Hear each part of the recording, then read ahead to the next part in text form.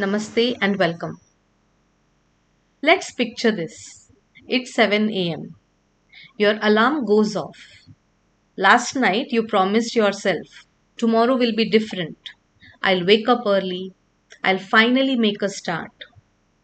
But before you are even fully awake, your hand reaches for the snooze button. And in that tiny moment, something stronger than your intention takes over.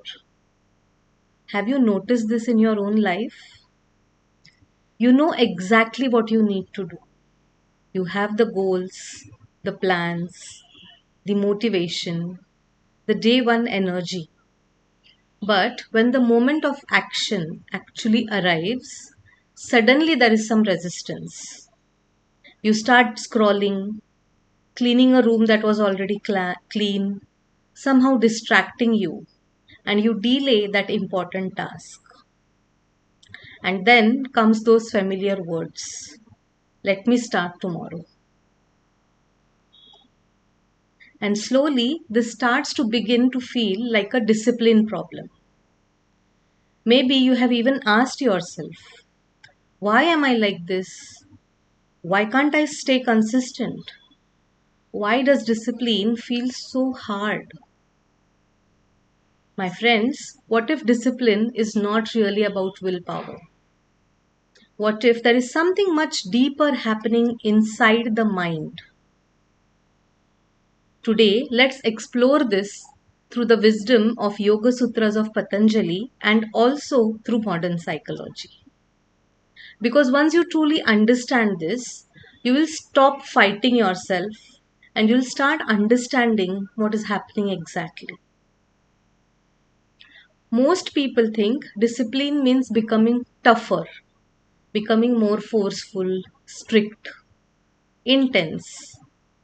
But honestly, willpower is very limited. You can't rely on motivation every single day because motivation changes with mood, energy, sleep, stress, emotions. Some days you may feel inspired, some days you may not. And that's where most people get stuck.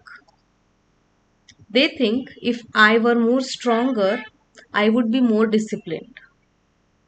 But discipline feels difficult not because you are weak.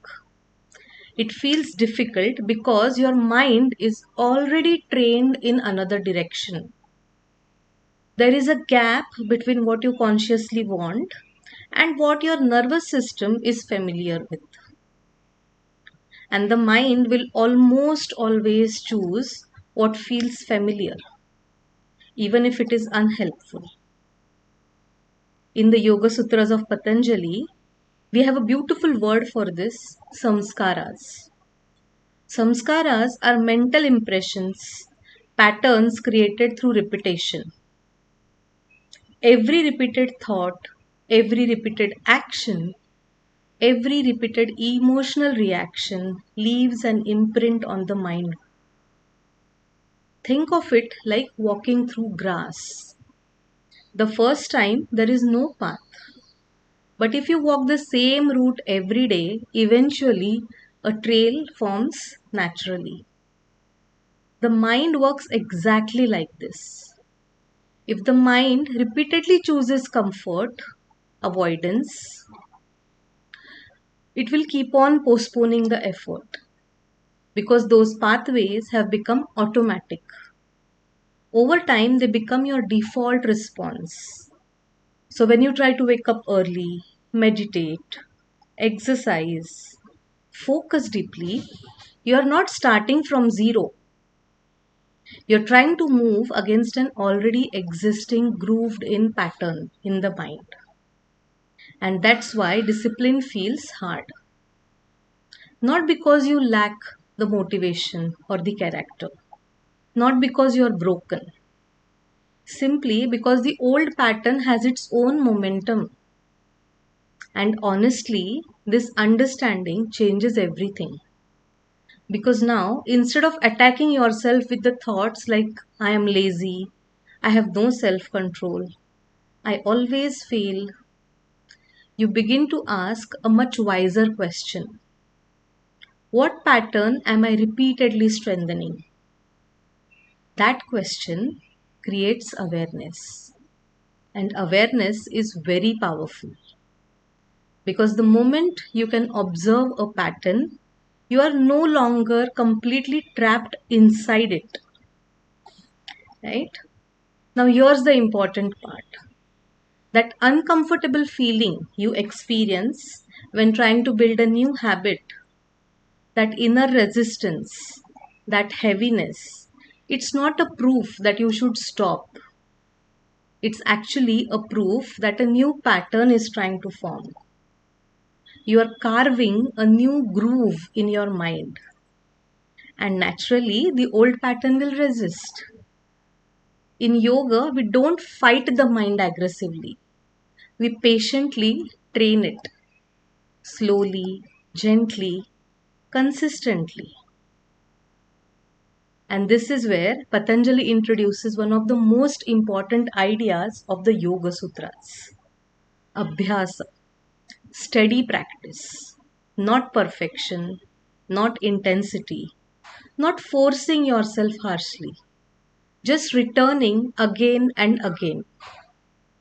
There is a beautiful sutra, Satu Dirgha Kala Nairantarya Satkara Sevito Drudha Bhumihi, which means practice becomes firmly grounded when it is done for a long time, without interruption and with sincerity.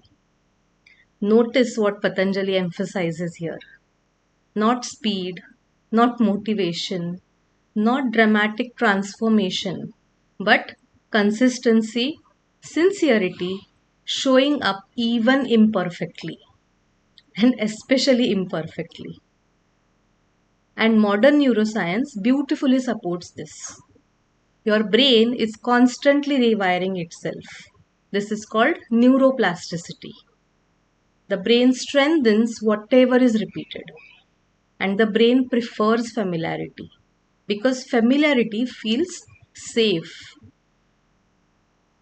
So every time you take one small conscious action, you are teaching your brain this is safe, this matters, this is who we are becoming. You are not just completing a task, but you are reshaping the mind itself. So let's make this very practical. Forget changing your whole life overnight. Choose one micro abhyasa, one tiny practice, so small that the mind cannot resist. If you want to meditate, try sitting for 1 minute. If you want to start writing, maybe write a small paragraph. If you want to exercise, start with a few minutes. The goal is not intensity, the goal is repetition. Because repetition creates samskara. And samskaras eventually became the identity. Slowly, something beautiful begins to happen. What once felt difficult starts feeling natural. Not because life becomes easier, but because your inner patterns change. And this is real discipline. Not punishing or criticizing yourself, not controlling yourself harshly, but gently training the mind with patience, compassion, awareness, and a steady practice. One sincere step at a time. So today, instead of asking, why am I not disciplined? Ask yourself, what pattern am I feeding every day? And what is one small groove you want to bring in your life and begin creating it today? Share it in the comments. I would genuinely love to hear from you. And if these reflections on the mind, yoga, and inner growth resonate with you, stay connected. Thank you for being here. I'll see you in the next one. Namaste.